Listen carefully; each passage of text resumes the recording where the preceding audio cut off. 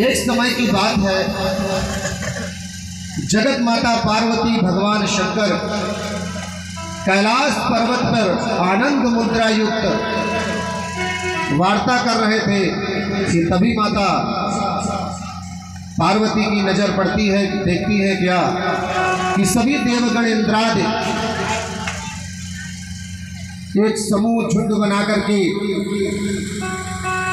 भगवत मंगल गान करते हुए स्वर्ग का सुख छोड़कर मृत लोक की ओर जा रहे हैं। इतना देख करके माता ने पूछा कि हे त्रिपुरारी, क्या कारण है कि देवतागण स्वर्ग का सुख छोड़कर मृत लोक की ओर अग्रसर होकर के जा रहे हैं? इतना सुन करके भूत भावन भगवान भोलेनाथ ने कहा है, सुनो प्रिय, ये सभी देवतागण इंद्रादि सहित अपने वचन में बंधे हुए महर्षि दधीच की तपस्थली की प्रदक्षिणा करने हेतु जा रहे हैं। इतना सुन करके माता पार्वती आश्चर्यचकित होकर के पूछी कि हे भगवान, ऐसे दधीच कौन से हुए जिनकी तपस्थली की प्रदक्षिणा करने हेतु देवराज इंद्र सहित समस्त देवता स्वर्ग का सुख छोड़कर मृत लोक को जा रहे हैं? तो भगवान भोलेनाथ ने बड़ा ही मुस्कुराते हुए उनके प्रश्नों का उत्तर दिया है कि जो कोई व्यक्ति इस परम पावन पुनीत कथा मेरे शिष्य दधीची की सुनता है, उसके सारे पाप नष्ट हो जाते हैं, उनके पितरों को स्वर्ग में जगह प्रदान होती है, और जब तक वह पृथ्वी पर रहता है उसके ऊपर मेरी कृपा बनी रहती है। पृथ्वी पर रह करके वो सभी प्रकार के सुखों को भोगता है, अंत में उसको नारायण की धाम की प्राप्ति होती है। इतना सुनकर के माता पार्वती ने कहा कि हे भगवान, आप मुझे महर्षि दधीची की कथा का पूरा वृत्तांत सुनाएं।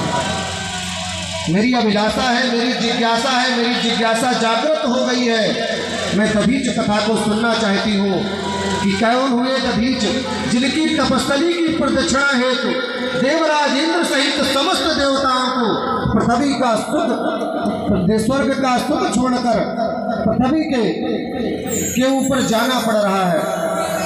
इतना सुन करके भगवान भोलेनाथ ने कथा कहना प्रारंभ किया है कि सुनो प्रिय,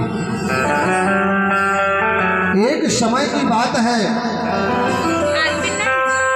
कि ब्रह्मा जी ने अपने शरीर से दो पुत्र उत्पन्न किए जिनका नाम भग और अथर्व हुआ।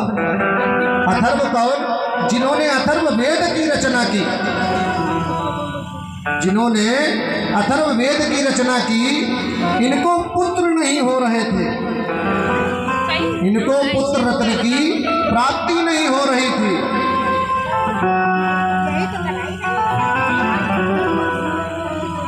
जब अथर्व जी को पुत्र रत्न की प्राप्ति नहीं हो रही थी तो उन्होंने मेरी आराधना की। तो मैंने कहा कि हे अथर्व, तुम लक्ष्मी स्वरूप साक्षात विष्णु की धर्मपत्नी, उनकी आराधना करो, वो प्रसन्न हो जाएंगी और वो स्वयं आपके घर में पधारेगी। इतना सुन करके महर्षि दधीची ने माता लक्ष्मी की घोर आराधना की, नवरात्र के व्रत रखे। माता प्रसन्न हुई और बोली, परेशान मत हो अथर्व, मैं आपके घर में दधिमती बन करके आऊंगी, पर याद रहे मैं गर्भ से जन्म नहीं लूंगी, मैं गर्भ से जन्म नहीं लूंगी, मैं पृथ्वी से ही जन्म लूंगी। और उस समय अगर जिस किसी के नजर मेरे ऊपर पड़ गई तो मैं उतना ही पृथ्वी से बाहर आऊंगी, उससे अधिक मैं पृथ्वी से बाहर नहीं आऊंगी। अथर्व ने उनके वचनों को सुन करके कहा, ठीक है माते, मैं सब प्रबंध करूंगा कि आपके जन्म के समय किसी प्रकार की नजर आप पर ना पड़े जिससे आपका पूरा अवतार न हो सके। जब माता जन्म ले रही थी पृथ्वी से तो शीश ही निकला था, एक ग्वाले की नजर पड़ जाने के कारण माता का पृथ्वी से शीश ही बाहर आया। प्रेम से बोलिए दधिमती मातु की जय। समय का अभाव होने के कारण सूक्ष्म लेके चलेंगे। इस तरीके से अथर्व के यहाँ माता दधिमती प्रादुर्भाव हुई। उसके बाद में भाद्र मास की शुक्ल पक्षी अष्टमी को, जिसे राधाष्टमी भी कहते हैं, भाद्र मास की शुक्ल पक्षी अष्टमी को अर्धरात्रि से कुछ पूर्व एक देव वंश के महर्षि दधीची का जन्म हुआ। प्रेम से बोलिए दधीच भगवान की। जब इनका जन्म हुआ तो ब्रह्मा जी साक्षात पृथ्वी पर विराजमान हुए और इनका जन्म जो पाया जाता है वो इलाहाबाद के पार में एक अथर्व वन हुआ करता था, जहां अथर्व वन में दधीच का जन्म हुआ। जन्म के उपरांत ही भगवान ब्रह्मा जी ने इनको अपने साथ में ब्रह्मलोक में स्थापित किया और 14 वर्ष तक इनकी शिक्षा दीक्षा का कार्य ब्रह्मा जी के दिशा निर्देश अनुसार हुआ और वहीं पर उनका यज्ञोपवीत संस्कार किया गया। 14 वर्ष के उपरांत ब्रह्मा जी ने इनको पृथ्वी पर छोड़ा। ये सबसे पहले काशी नगरी में आए और भगवान शिव की अखंड तपस्या करने लगे। भगवान शिव साक्षात इनसे वार्ता किया करते थे। इनकी साधना इतनी बढ़ गई कि साक्षात देवता इनको दर्शन देते थे और अपने प्रयोजन सिद्ध कराया करते थे। अभी आपको अवगत होगा कि दधीच ने अष्टदान दिया, नहीं, दधीच के अष्टदान देने से पहले कई दधीच ने दान दिए। दधीची का तो अष्टदान अंतिम है, इससे बड़े भी कार्य हमारे महर्षि दधीची ने किए। तो भगवान शिव ने उनको दिशा निर्देश दिया कि हे दधीच, तुम स्थिर होने के लिए नहीं जन्मे हो, तुम इस सृष्टि का कल्याण करने के लिए जन्मे हो, इसलिए इस पृथ्वी का भ्रमण करना प्रारंभ करें। तो महर्षि दधीची ने इस पृथ्वी का भ्रमण करना प्रारंभ किया और भ्रमण करते करते बलोचिस्तान में जो स्थान है जहाँ पर बम गिरते हैं, डिस्पूज हो जाते हैं, वो भी महर्षि दधीचि का ही एक पड़ाव है। लोग नहीं जानते होंगे कि जहाँ पर बम गिरता है जिस मंदिर के अंदर हिंगलाजा में, और वहाँ पर जो है बम डिस्फ्यूज हो जाता है, वो स्थान महर्षि दधीचि का ही है, जहाँ बम गिर करके स्वयं डिस्फ्यूज हो जाता है। आज भी वहाँ बम नहीं लगते, जो गिर जाते हैं वो मिस ही हो जाते हैं। वहीं पर महर्षि दधीच अपना आश्रम बना करके तपस्या कर रहे थे। तपस्या करते समय एक समय परशुराम जी वहां पर गए। जब वहां के एक राजा जो क्षत्रिय वंश के थे, जिनकी धर्मपत्नी गर्भवती थी, जब उनको ज्ञात हुआ कि हमारी सीमा के अंदर परशुराम जी आ चुके हैं, जो क्षत्रियों को विनाश करने का संकल्प ले रखे हैं, तो भयभीत होकर के महर्षि दधीचि के आश्रम पर शरणागत होकर के पहुंचे। महर्षि दधीचि शरणागत लोगों को हमेशा अभय दान दिया करते थे, उनकी रक्षा किया करते थे। 10 मिनट वीडियो। जब वहां पर पहुंचे, उन्होंने कहा, भगवान त्राहिमाम, मैं आपका दास बनकर के आपके चरणों में विराजमान हूँ, और मैंने मन काया वचन से कोई भी पाप नहीं किया है, मैं निसपराध हूँ, और आपके शिष्य परशुराम जी ने ऐसा संकल्प लिया है कि पृथ्वी से सभी क्षत्रियों का विनाश कर डालेंगे। तो दधीचि भगवान ने कहा कि अगर उनका ऐसा संकल्प है तो मैं संकल्प को तोड़ भी नहीं सकता हूँ, क्योंकि वो साक्षात नारायण के ही अवतार है। पर मैं फिर भी आप मेरे आश्रम में शरणागत होकर के आए हैं, तो मैं रक्षा अवश्य करूँगा आपकी। मैं केवल ब्राह्मणों को शिक्षित करता हूँ, अगर आप मेरी दीक्षा स्वीकार कर ले और मैं आपको दीक्षित कर दूं और आप मेरे पुत्र बन जाए, तो आप मेरे पुत्र हो जाएंगे, आपके क्षत्रिय वंश का नाम ही खत्म हो जाएगा। इतना सुनते ही प्राण रक्षा के लिए उस राजा ने महर्षि दधीच को गुरुपद ग्रहण कर लिया। पिता के स्थान पर महर्षि दधीच विस्थापित हो गए। जब आश्रम के अंदर उसकी गर्भवती धर्मपत्नी विराजमान थी, ये राजा कहीं भ्रमण करने के लिए बाहर निकला हुआ था। जब उसने देखा कि सामने परशुराम जी हैं, और परशुराम जी ने जब देखा उसकी ललाट काटते छत्री है, तो छत्री को तुरंत ही उन्होंने अपने फरसा से उठा करके शंकार कर दिया। तो उन्होंने विचार किया कि जब छत्री यहाँ पर है तो इसकी धर्मपत्नी भी यही कहीं होगी। तो वहाँ महर्षि दधीच को प्रणाम करने के लिए जब उनके आश्रम पर गए, तो उस छत्राणी के ऊपर नजर पड़ी। उन्होंने कहा, भगवान ये कौन है? तो बोले, ये मेरी पुत्री है, ये मेरी पुत्री है। वहीं से ये सिद्ध हुआ है कि अगर किसी के प्राण रक्षा हो रही है तो उसके लिए झूठ भी बोला जा सकता है। जो आज हम सब कहते हैं ना प्रचलन में कि किसी के अगर प्राण बच रहे हो तो झूठ बोल देना चाहिए, तो वो पहला झूठ महर्षि दधीच के द्वारा बोला गया, प्राण रक्षा है। महर्षि दधीचि ने उस पुत्री के प्राण रक्षा हेतु, उसके पेट में पड़ रहे गर्भ की रक्षा हेतु उन्होंने कहा कि ये मेरी पुत्री है। और पुत्री सुनते ही उन्होंने वहां से वापसी कर ली, और जो गर्भ हुआ वही क्षत्रिय वंश को लेकर के आगे गया। आज भी कुछ क्षत्रिय ब्राह्मण जो है वो दधीचि डालते हैं, क्षत्रिय वंश में है और वो अपने को दधीचि ही डालते हैं, पर वंश उनका क्षत्रिय है और भगवान राम का इसी क्षत्रिय वंश में जन्म हुआ। उसकी रक्षा करने वाले महर्षि दधीचि, ब्रह्म बोलिए दधीच भगवान की। ऐसे महर्षि दधीचि की धरा पर आप सब महर्षि दधीचि की कथा का श्रवण कर रहे हैं। जब ये उनके द्वारा झूठ बोला गया, इसका पश्चाताप भी करना पड़ा महर्षि दधीचि को, उनके शरीर में कष्ट उत्पन्न हुआ। भगवान शिव ने कहा कि हे दधीच, तुम परेशान मत हो, तुमने धर्म की रक्षा के हेतु और मेरे नारायण के अवतार के वंश की रक्षा की है, इसलिए तुम एक समय नारायण के पद पर विराजमान होगे और नारायण स्वयं आकर के आपके यहाँ शरणागत हो जाएंगे।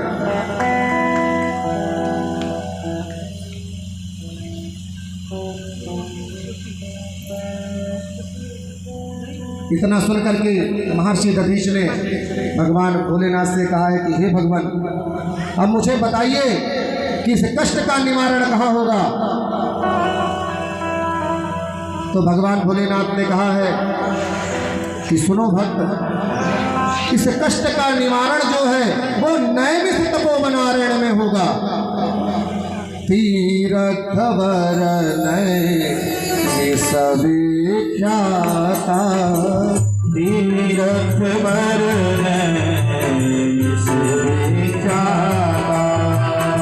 अति पुनीत साधक सिद्धिदाता अति पुनीत दायक सिद्धिदाता। सबसे पहले ये नैमिष तपोवनारण्य हुआ करता था, जहां ऋषि महात्मा तप करने के लिए आया करते थे और भगवान शिव ने तपस्या करने के लिए भगवान दधीची को इस नैमिष तपोवनारण्य में भेजा। साधक कौन सबसे पहला इस अरण्य में आया?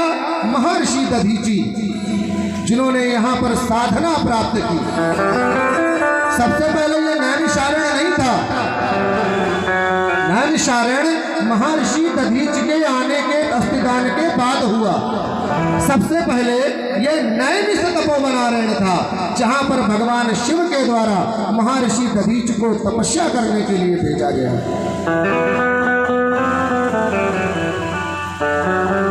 दधीच की माता का नाम शांता कर्दम मुनि की पुत्री हैं, जिनसे 9 कन्याओं का जन्म हुआ। शांता तीसरे नंबर की कन्या है, जिनके साथ अथर्व ऋषि का पाणी का संस्कार हुआ और महर्षि दधीची का जन्म हुआ। दधीची की धर्मपत्नी माता सुवर्चा, जिन्होंने सृष्टि में सबसे पहले सर्जरी के भी आगे प्रसंग आएगा। उस समय के सबसे बड़े वैज्ञानिक हमारे महर्षि दधीची और माता सुवर्चा थे।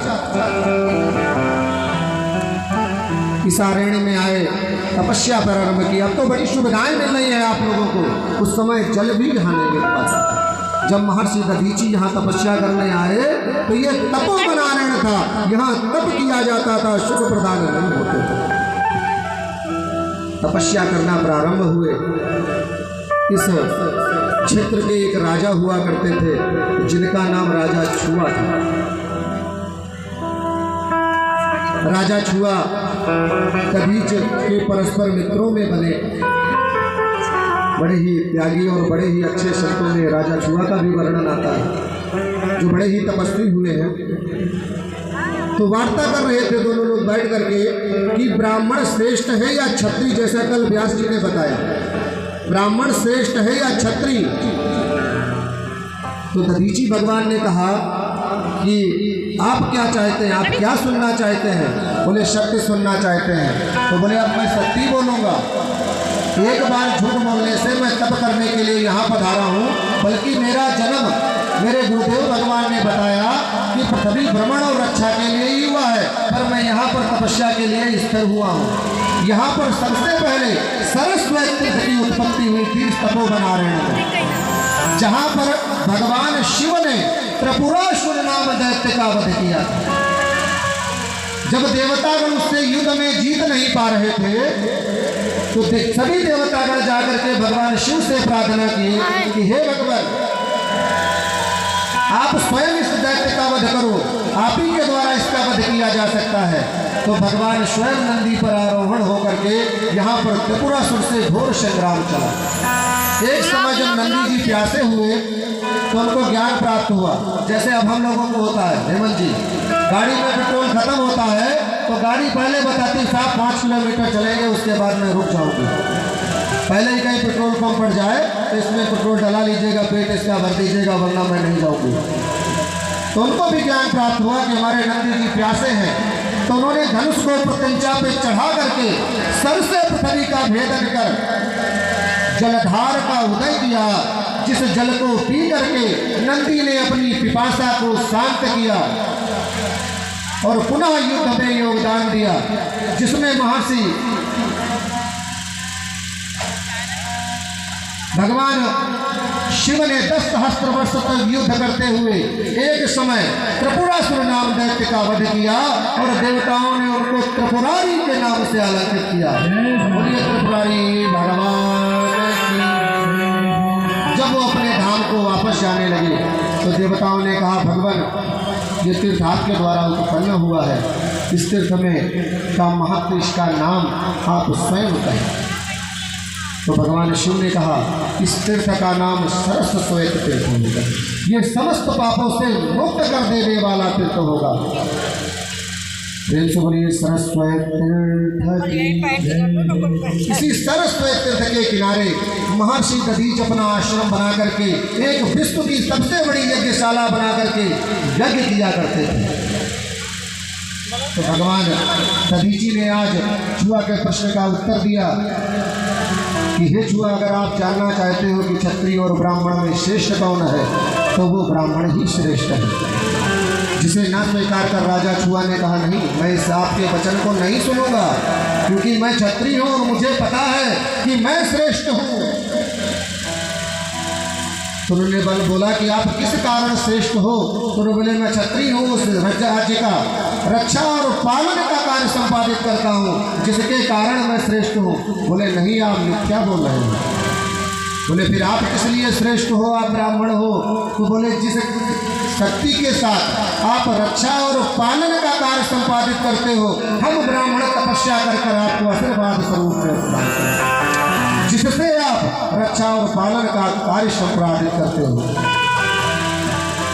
बोल विप्र भगवान की जय हो। दोनों में कटुता उत्पन्न हुई। महर्षि दधीची के ऊपर राजा छुआ ने प्रहार किया और प्रहार में महर्षि दधीची अपने आश्रम में मूर्छित होकर के गिर पड़े। और वो प्रसन्न चित्र होकर के कि मैंने मेरे ऊपर कटाक्ष करने वाले एक ऋषि और शब्द के ऊपर आघात कर उससे मूर्छित कर दिया है, और प्रसन्न चित्र होकर के अपने राजमहल को वापस चले गए। इधर दैत्य गुरु शुक्राचार्य जी जब आश्रम पर से निकले तो उन्होंने मुख से उनसे पूछा कि क्या कारण हुआ जिसके कारण आप मूर्छित पड़े हुए हैं? तो उन्होंने कहा, भगवान, राजा छुआ से मेरा इसी कारण से पूरा संवाद बताया, विवाद हुआ है। शुक्राचार्य जी ने उनको संजीवनी विद्या का ज्ञान कराया और पुनः चैतन्य कराया। तदुपरांत भगवान शिव की आराधना करने के लिए उनसे कहा कि तुम्हारे गुरु साक्षात आशुतोष शिव है, फिर भी आप निहत्ते समझ रहे हो, आप उसका सदुपयोग नहीं कर पा रहे हो। उस परम शक्ति की शरण में चले जाओ और उनसे ही अपनी समस्या का वर्णन कर देना, वो सारी समस्या का समाधान कर देगा। दक्ष की यज्ञ का पहला अगर कोई संत या ऋषि बहिष्कार करने वाला था, जहां पर ब्रह्मा विष्णु समस्त देवता विद्यमान थे, वो महर्षि दधीची थे, जिन्होंने कहा था दक्ष से कि हे दक्ष, तुमने ब्रह्मा और विष्णु सभी को आमंत्रित किया है, पर इस यज्ञ का कल्याण कोई अगर करता है वो साक्षात शिव, और आपने शिव को न बुला करके इस यज्ञ का अमंगल कर दिया है। अगर आप मेरी बात को स्वीकार करते हो तो इस यज्ञ में भगवान शिव का अंश लगाओ, उन्हें सादर आमंत्रित करो, इस यज्ञ का कल्याण होगा। पर वो अहंकार में चूर मैंने मद, उन्होंने अभद्र शब्द शिव के लिए जब प्रयोग किए तो भगवान दधीची ने उस यज्ञ का बहिष्कार करके और पुनः अपने आश्रम पर पधारा। ऐसे हमारे महर्षि दधीच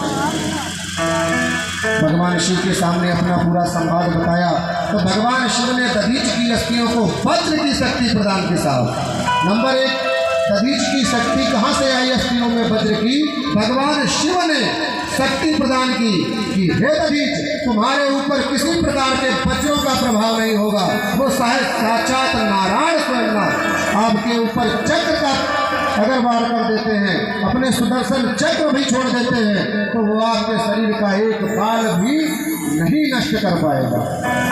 उन्होंने उनको प्रणाम किया। जब राजा छुआ से पुनः उनकी भेंट हुई तो वो उनको प्रणाम किए, बोले, अब तो आप मानोगे कि मैं श्रेष्ठ हूँ क्योंकि मैंने आपको मूर्छित कर दिया है। ब्राह्मण बड़ा सरल चित्त स्वभाव के थे। उन्होंने कहा, नहीं राजा, ना मैंने तब माना था ना अब मानूंगा। तो उन्होंने पुनः प्रहार किया जो निष्फल गया। तो उन्होंने विचार किया कि क्या कारण हुआ जिसके कारण कल जिसको मैंने एक ही प्रहार में मूर्छित कर दिया था, आज वही संत मैं कितने भी प्रहार कर रहा हूँ और मेरे निष्फल जा रहे हैं। प्रतिशोध की भावना से वशीभूत होकर के महर्षि दधीच के सम्मुख से भागे। उन्हें नारद से मुलाकात हुई। नारद मतलब जिसका वाक्य रद्द ना हो, जो ईश्वर तक पहुंचा दे और साक्षात्कार करा दे, और जो समाज के लिए एक अच्छी चीज की नींव की स्थापना कर दे, उसे ही क्या कहते हैं? जोर से बोलिए, क्या कहते हैं? नारद। उन्होंने कहा आप क्षत्रिय हो, भगवान विष्णु की आराधना करो। उन्होंने शिव की है, आप विष्णु की करो, क्योंकि उन्हें मालूम था कि दधीच की कृपा से ही विष्णु रूप में साक्षात भगवान राम पधारेंगे, वरना नारायण का जन्म नहीं होगा असुरों का संहार करने के लिए। राजा छुआ ने भगवान विष्णु की आराधना की, वो प्रकट हुए और उन्होंने वरदान मांगा कि आप मुझे एक वरदान का वचन दीजिए। वचन दिए भगवान को। उन्होंने वचन में यही मांगा कि आप स्वयं दधीच से युद्ध करें। भगवान विष्णु ने कहा कि हे राजन, ब्राह्मण शक्तिशाली है, पृथ्वी पर देवता रूप में वो भी दधीच ही। आप अपने मैं को और गुस्से को त्याग दें, प्रतिशोध की भावना त्याग दें और जाकर के शरणागत हो जाइए, वो आपको क्षमा कर देंगे। तब उन्होंने बोला नहीं भगवान, आपने वचन दिया है, वरना आपका वचन मिथ्या हो जाएगा। तो भगवान विष्णु वचन में बधे हुए कपट रूप धारण कर देवसेना सहित दधीच आश्रम पर पधारे और दधीच भगवान के साथ युद्ध किया और युद्ध में पराजित हुए। शिव की शक्ति के आगे उनके शिष्य दधीच ने भगवान विष्णु को पराजित किया। एक समय जब वज्रों का प्रभाव उनके शरीर पर नहीं पड़ रहा था, तो प्रणाम करके छुआ ने कहा कि हे भगवान, मुझे ज्ञान प्राप्त हो गया है कि पृथ्वी पर अगर कोई देवता है तो वो ब्राह्मण है, अगर कोई शक्तिशाली है तो वो ब्राह्मण है। मैं अपने अहंकार को त्याग करके मैं ब्राह्मण की शक्ति को प्रणाम करता हूँ और अपनी पराजय स्वीकार करता हूँ। इस प्रकार राजा छुआ ने जब अपनी पराजय स्वीकार की तो विष्णु भगवान ने कहा ठीक है छुआ, मैं युद्ध आपकी तरफ से करने आया था, जब आपने पराजय स्वीकार कर ली तो मेरी पराजय पहले हो गई और दधीच मैं अपनी पराजय स्वीकार करता हूँ और मैं आपको वरदान देता हूँ कि आप कलयुग में 28वें विष्णु रूप में पूजे जाएंगे। साफ विष्णु पुराण में दिया है। सुदेवकं विष्णु कला सुश्रियम् सुजन्मकं दिनकरकोटि सुप्रभं दधीचकं श्यामल सर्वगात्रकं चतुर्भुजं शंतर्यादिनोमितं। दधीच का जो स्वरूप है वो साक्षात नारायण स्वरूप है। बोलिए दधीच नारायण भगवान की जय। उनको वरदान प्रदान कर साक्षात नारायण अपने वैकुंठ को प्रस्थान किए। इधर मध्य विद्या का गुप्त ज्ञान इंद्र ने कराया। जब इनको देखा कि भगवान दधीच ने विष्णु पर विजय प्राप्त कर ली है, उन्होंने गुप्त ज्ञान कराया और उसके पश्चात जब अश्विनी कुमारों ने उस मध्य विद्या का ज्ञान मांगा गया तो उन्होंने उस गुप्त ज्ञान को देने से पहले कहा कि मेरा शीश इंद्र काट लेंगे, तो उन्होंने घोड़े का शीश लगा करके मध्य विद्या का ज्ञान प्राप्त किया और पुनः जब इंद्र ने उस घोड़े का शीश काट दिया तो उनके शीश पर पुनः दधीच का जीव स्तर लगाया गया। इस तरीके से दधीच का नाम अश्वस्वराधिकृत हुआ। बोले अश्वस्वराधारी दधीच भगवान की। एक समय राजा चित्रकेतु माता पार्वती के श्राप से वृत्तासुर नाम का दैत्य हुआ। थोड़ा सूक्ष्म में लेकर के चलेंगे, भागवत का भी समय बहुत बड़ा वृत्तांत है। एक समय विश्वस्वरूप जी द्वितीय गुरु हुए इंद्र के। जब गुरु बृहस्पति जी उनसे असंतुष्ट होकर के चले गए तब दैत्यों ने उन पर आक्रमण कर दिया। दैत्य गुरु शुक्राचार्य जी के कहने अनुसार जिसमें इंद्र पराजित हुए। ब्रह्मा जी के कहने पर उन्होंने 3 मुखधारी, जिससे एक मुख से मदिरा, एक मुख से वायु, एक मुख से वेद मंत्र उच्चारण करने वाले विश्वस्वरूप जी को अपना द्वितीय गुरु बनाया। एक समय विश्वस्वरूप जी यज्ञ में आहुतियाँ दे रहे थे। आहुति के समय दैत्य माता द्वितीय आकर के कहती है कि हे पुत्र, मैं अब तुम्हारे माँ के समान मौसी हूँ, तुम्हारे कुछ निर्बल बंधुओं के लिए याचना करने आई है। तो उन्होंने कहा ठीक है। यज्ञ करते समय जो यज्ञ कुंड के बाहर साकल्य गिर जाती है, यज्ञ उपरांत में देने की स्वीकृति प्रदान करता हूँ। जब ये समाचार इंद्र को प्राप्त हुआ तो इंद्र ने विश्वस्वरूप जी का वध कर डाला। जब पुत्र वध का समाचार त्वष्टा ऋषि उनके पिताजी के आश्रम में पहुंचा तो यज्ञ में मंत्र उच्चारण गलत हो जाने के कारण अग्निकुंड से एक विकराल वृत्तासुर दैत्य की उत्पत्ति हुई। वो समस्त देवताओं के ऊपर आक्रमण कर दिया। देवतागण युद्ध में जीत नहीं पा रहे थे। सभी देवतागण ब्रह्मा जी की शरण में जाकर के बोले, भगवान त्राहिमाम, इस दैत्य की मृत्यु का उपाय बताइए।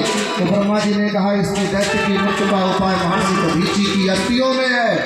अगर आप जाकर के महर्षि दधीच की अस्थियों का दान लें तभी यह वृत्तासुर दैत्य मारा जा सकता है। इतना सुन करके सभी देवतागण आकर के महर्षि दधीच की अस्थियों का दान मांगा।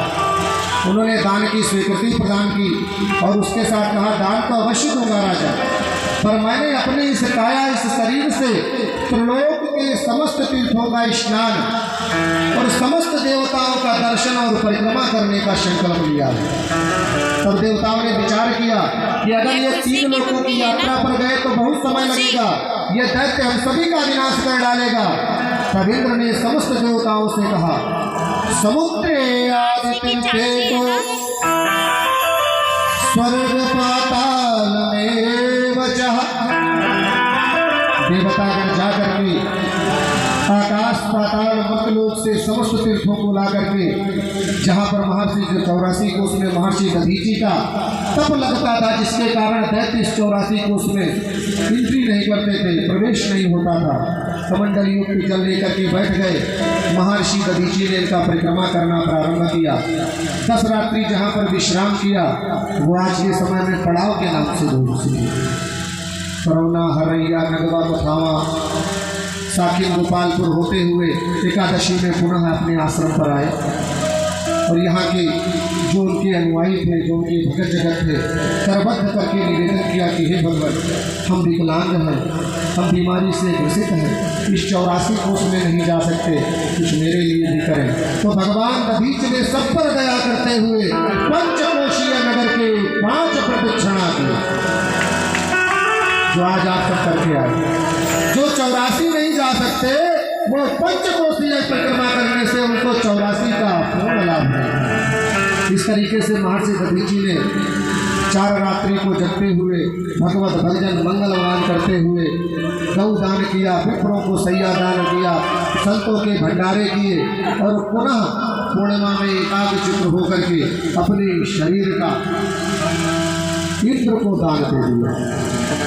सभी देवतागण आते गए, महर्षि दधीच को कमंडल युक्त जल देते थे। तो सभी से ने अनुरोध किया कि भगवान, इन तीर्थों को हम बड़े परिश्रम से लाए हैं, अगर सभी पर इनका जल गिरा और ये बहकर के नष्ट हो जाएंगे तो बड़ा कष्ट होगा हम लोगों को। तो भगवान दधीच ने पुनः एक बार दया की और इतनी सबसे बड़ी यज्ञशाला में बैठ करके उन समस्त तीर्थों से स्नान किया। महर्षि दधीचि उस तीर्थ को लेकर के हाथों में प्रणाम करते और उससे उसका नाम पूछते, तीर्थ अपना नाम उच्चारण करता और उसे प्रणाम कर महर्षि दधीचि तीर्थ से स्नान करते। इस तरीके से महर्षि दधीचि ने आकाश, पाताल और मृतलोक के 3.5 कोटि तीर्थों का स्नान किया। वो समस्त जल जब एक में मिश्रित हुए, मिश्रितम चा सकल तीर्थम अहम नमामि शारदत्त कोटि सहितम मगनाविसलं च कायेन वन्भनशतो शमया विभुवा पापानि तानि शमयं शहनं प्रसारात्। वो समस्त जल जब एकल में मिश्रित हुए तो मिश्रित तीर्थ की उत्पत्ति हुई, जिसको दधीचि कुंज के नाम दिया गया। प्रेम से बोलिए मिश्रित तीर्थ दधीचि कुंज की। उसके पश्चात दधीचि ने अपने शरीर में जीवित ही, क्योंकि जीवित अस्थियों का दान चाहिए था, मरने के बाद ये शरीर आकड़ जाता, क्या हो जाता है, हड्डियां आकड़ जाती हैं, कपड़े नहीं उतारे जाते। तो उन्होंने जीवित ही अपने शरीर का दान दिया। गौओं ने शरीर को चाटा, अस्थियां मिली, अस्थियों से विश्वकर्मा उष्णा ने वज्रों के निर्माण किए, जिनके नाम गांडीव, पिनाक, सारंग और वज्र हुआ। गांडीव अन्य देवता को मिला, द्वापर में अर्जुन के काम आया, महाभारत की विजय हुई, वो भी दधीचि की अस्थियों का था। सारंग विष्णु भगवान ने लिया, जिसे सीता के स्वयंवर में जनकपुरी में भगवान श्री रामचंद्र के द्वारा तोड़ा गया, वो भी दधीचि की अस्थियों का था। सारंग भगवान विष्णु ने लिया, जिसे राम अवतार में धारण कर रावण जैसे महाबली, महापक्रमी, महाधर्मी फल का वध किया। वज्र इंद्र को प्रदान किया गया। एक समय इंद्र ने गर्जनाहट करते हुए ऐरावत के सहित इंद्र को वृत्तासुर ने अपने पेट में उतार लिया। देवताओं में विस्मय फैल गया कि प्रभु अब क्या होगा, इसने तो वज्र के साथ ही इंद्र को खा डाला। अरे भगवान ब्रह्मा ने एक बार ऐसे हाथ घुमाया और उसको जमुआई आई, और जमुआई के साथ में वज्र के साथ में इंद्र बाहर आया। आज जब जमुआई आती है तो या कान लगाते हैं या हाथ लगाते हैं, ये वही की भगवान ब्रह्मा के द्वारा किया गया, और इंद्र के द्वारा आज 108 बार प्रहार करके वृत्तासुर को गति प्रदान की गई। और भी यहाँ कौतुक हुए, इस तरीके से दधीचि का अस्थिदान हुआ। भगवान राम का जन्म इस तीर्थ के लिए नहीं हो रहा था। सिंगी रैसी वशिष्ठ बुला,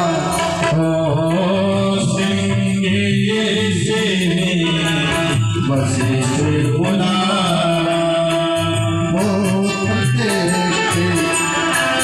मोत्र काम शुभ मोत्र काम शुभ यज्ञ करा। वशिष्ठ जी ने सिंगी ऋषि को बुलाया और कहा, भगवान आप तो सप्त ऋषि है। सिंगी ऋषि ने, मैं तो आप छोटा सा बालक हूँ, जब शिवजी को आपने नहीं संपन्न करा पाया तो मैं कैसे करूँगा। तो बोला, कभी जो बड़े भूल जाते हैं, जिस कार्य को छोटे भी करके दिखा देते हैं। उनकी अनुमति प्रदान हुई, उन्होंने समस्त चीज़ों का एक बार वर्णन किया, जिसमें कमी निकली कि समस्त तीर्थों का जल नहीं आ रहा था, जिसके कारण भगवान राम पृथ्वी पर नहीं आ रहे थे। यज्ञ का पहला मंत्र है, सर्वतीर्थम समायुक्तम सुगंधिम निर्मलम जलम आचमनया मया दत्वा ग्रहणम परमेश्वरा। बोले भगवान दधीचि भगवान के लिए समस्त तीर्थ 84 कोष में विद्यमान है, वहाँ से जल लाइए, यज्ञ पूर्ण हो जाएगा। पुण्य सागर सकल तीर्थ शाबला, सागर सकल तीर्थ सबलाए। इस प्रकार महर्षि दधीचि को समस्त तीर्थों का जल वहाँ गया, यज्ञ पूर्ण हुआ, 4 फल उत्पन्न हुआ, 4 अंशों में बांटा गया। एक कौशल्या, एक के कई 2 सुमित्रा माता को मिले। नारायण पृथ्वी पर आए। नारायण ने उस तीर्थ के जल का और महर्षि दधीचि की धरा का ऋण अदा करने के लिए इस 84 कोष की परिक्रमा दधीचि के बाद अगर किसी ने की, तो भगवान राम ने नंगे पर इस 84 कोष की प्रदक्षिणा की। 5 दिवस मिश्रित तीर्थ दधीचि कुंड में प्रवेश निवास करते हुए पूर्णिमा में स्नान कर अपने अयोध्या धाम को पुनः वापस गए, जिसके द्वारा ये 84 कोष आज भी रामादल के नाम से सुशोभित होता है। बोलिए रामादल भगवान की जय। और भी इस क्षेत्र में कौतुक हुए, समय अभाव है। समय का अभाव होने के कारण मैं चलता हूँ कि नैमिष से ये नैमिषारण्य कब हुआ। चतुर्थ चरण चल रहा था छठे का, जब इसको अष्टम वैकुंठ की पदवी प्रदान हुई। 84 को उसको यहाँ दधीचि के रूप में साक्षात नारायण विराजमान हुए। एक समय कालांतर में पुनः जब दैत्यों का प्रकोप बढ़ा तो 88,000 ऋषि 33 करोड़ देवी देवता एको ब्रह्म द्वितीयो नास जाकर के ब्रह्मा जी से बोले, भगवान ऐसा स्थान बताओ जहाँ तपस्या करें निर्विघ्न होकर के ये दैत्य ना परेशान करें। तो ब्रह्मा ने कहा ठीक है, मैं अपने मनोमय चक्र नेमी रूप में छोड़ रहा हूँ, ये पूरी पृथ्वी का भ्रमण करेगा और एक 84 कोष का अष्टम वैकुंठ है जहाँ पर मेरा पोता गर्व के साथ कहा मेरा पोता दधीच नारायण विराजमान है और ये केंद्र में स्थापित होगा और वहां से 84 कोष की जो परिधि है वो अष्टम वैकुंठ है। तो ये नेम आकर के इसी 84 कोष के केंद्र में समाई 6.5 पाताल फाड़ती हुई जा रही थी। तो देवताओं में चिंता हुई कि 7वां पाताल साफ पड़ जाएगा तो पृथ्वी जलमग्न हो जाएगी। तब उन्होंने राजराजेश्वरी त्रिपुरा सुंदरी लिंग धारणी मां कुलता का आवाहन किया, जिन्होंने पृथ्वी की तृंदा को ब्रह्मा की तृंदा को तोड़ा, पृथ्वी जलमग्न होते बची। आज का वो चक्रतीर्थ बोलिए चक्रतीर्थ भगवान की। इस तरीके से चक्रतीर्थ हुआ, भगवान ब्रह्मा का मनोमय चक्र गिरा। जो संत हमारे व्यास ऋषि मुनियों ने नेम यहाँ पर गिरी आकर के, और ये आरेण था, ये नैमिष से नैमिषारण्य हुआ। ये 84 कोष की परिधि को नैमिषारण्य कहते हैं, इतनी सी परिधि को नैमिषारण्य नहीं कहते। ये पहले नैमिषारण्य था, ये पहले नैमिष था। इस 84 कोष की परिधि को नैमिष तपोवन आरण्य कहा जाता था। और दधीच के तप के कारण जब ब्रह्मा की नेम गिरी तो इस 84 कोष की परिधि का नाम हुआ नैमिषारण्य। नेमगिरी ये आरण्य था, संधि विच्छेद कर लीजिए, नैमिषारण्य उत्पन्न हुआ। बोलिए नैमिषारण्य धाम की जय हो। इस तरीके से नैमिषारण्य की उत्पत्ति हुई। नैमिष के बाद इस क्षेत्र में बहुत से कौतुक हुए। इसी के साथ में समय बहुत कम है, व्यास जी के आने का समय हो रहा है। कथा हम 3 घंटे भी 4 घंटे भी जितना बोलते रहेंगे दधीच के ऊपर कम नहीं पड़ेगा। मैं बैठ करके 15 दिन कंटिन्यू दधीच पे बोल सकता हूँ।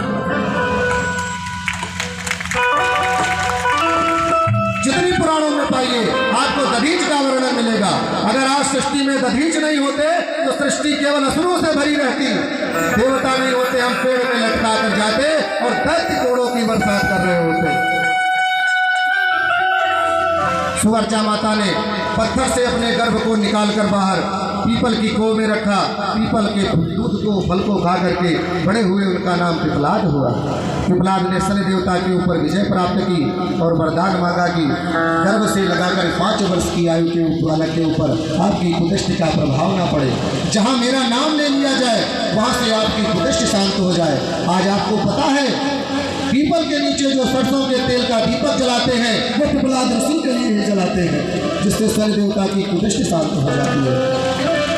तो पिपलाद ऋषि ने ही रेवाखंड से सूत जी को सत्यनारायण व्रत की रचना सुनाई। उस समय ये नैमिषारण्य था। तो उन्होंने कहा है एकदा नैमिषारण्ये ऋषया शोनकादयः फलच्छुमनियं शोकम पौराणिकम खलु। आप ऐसे दधीची धाम में विराजमान है। गर्व महसूस कीजिए, जन्म जन्मांतर के पूर्ण उदय होते हैं तब दधीच नगरी मिलती है, वरना लोग यहीं से घूम करके चले जाते हैं। उनको न दधीच भगवान का दर्शन होता है न दधीची कुंड का। यहाँ पग रखने से आपकी 21 पीढ़ियां गतिमान हो जाती है। 7 पितृ पक्ष की, 7 मातृ पक्ष की और 7 ससुराल पक्ष की चरण मात्र श्लोक। ये ना भी गया है साहब, ये ना भी गया है साहब।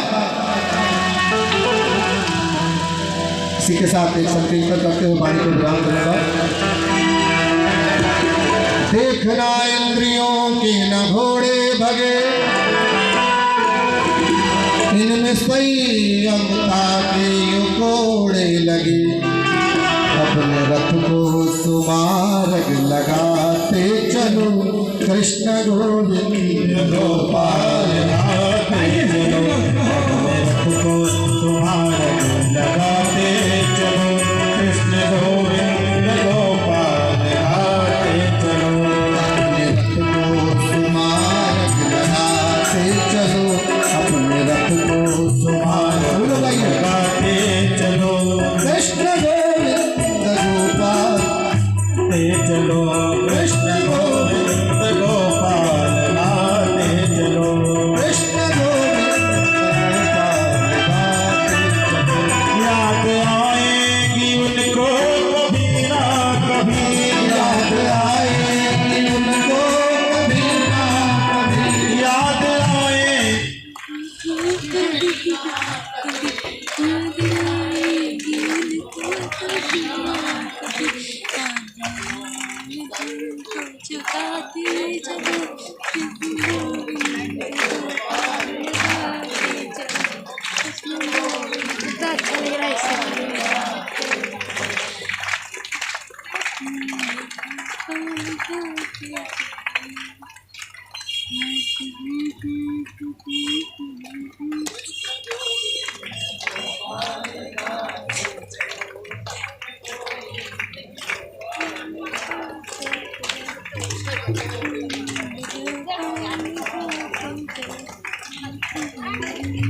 पाल गाते चलो कृष्ण गोविंद गोपाल गाते चलो कृष्ण गोविंद गोपाल गाते चलो। कृष्ण गोविंद गोपाल गाते चलो अपने सर को दधीचि के चरणों में सदा, अपने सर को दधीचि के चरणों में सदा, अपने सर को यहीं पर झुकाते चलो।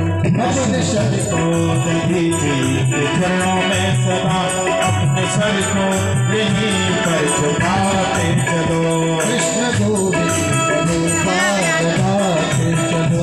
कृष्ण गोविंद गोपाल गाते चलो गोविंद गोपाल गाते चलो कृष्ण गोविंद गोपाल गाते चलो।